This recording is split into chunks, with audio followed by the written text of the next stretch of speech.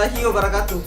Perkenalkan, nama saya Muhammad Yusuf dari kelas Biologi Sains A, jurusan Biologi, Fakultas Matematika dan Ilmu Pengetahuan Alam Universitas Negeri Makassar. Saya akan menjelaskan tentang rancangan penuntun praktikum urinalitas. Sistem ekskresi adalah sistem pembuangan zat-zat sisa makhluk hidup yang tak lagi dibutuhkan oleh tubuh.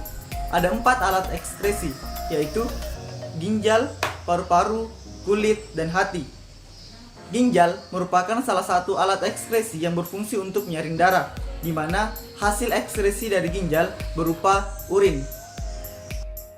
Urin adalah cairan sisa hasil metabolisme yang diekskresikan oleh ginjal, yang kemudian akan dikeluarkan dari dalam tubuh.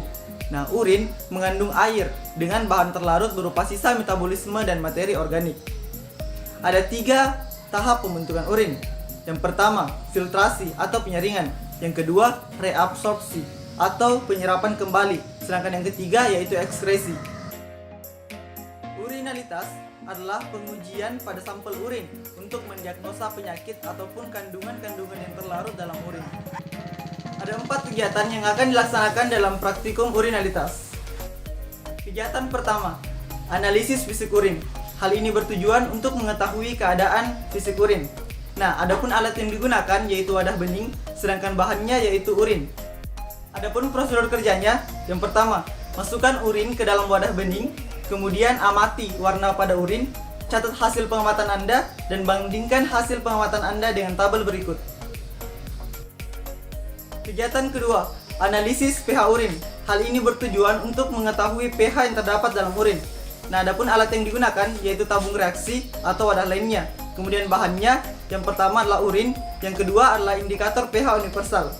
Nah, langkah kerjanya, yang pertama, masukkan urin ke dalam tabung reaksi atau wadah lainnya, kemudian celupkan indikator pH universal ke dalam urin sekitar 5-10 detik, kemudian lihat pH urin dan catat pH urin. Kegiatan ketiga, yaitu analisis kandungan glukosa dalam urin. Nah, hal ini bertujuan untuk mengetahui kadar glukosa yang terdapat dalam urin. Nah, adapun alat yang digunakan yaitu tabung reaksi, penjepit tabung reaksi, pipet tetes, korek, bunsen, kaki 3, gelas kimia, dan gelas ukur 5 ml. Sedangkan bahan yang digunakan yaitu urin, larutan benedit, dan air. Adapun prosedur kerjanya, yang pertama, masukkan 8 tetes urin ke dalam tabung reaksi, kemudian tambahkan 5 ml larutan benedit, masukkan air ke dalam gelas kimia, kemudian panaskan hingga mendidih. Nah, setelah air mendidih, letakkan tabung reaksi yang telah berisi larutan benedit dan urin di atas air mendidih, kurang lebih selama 5 menit. Nah, setelah itu, angkat, kemudian amati perubahan warna dan endapan yang terjadi. Catat hasil pengamatan Anda dan bandingkan hasil pengamatan Anda dengan tabel berikut.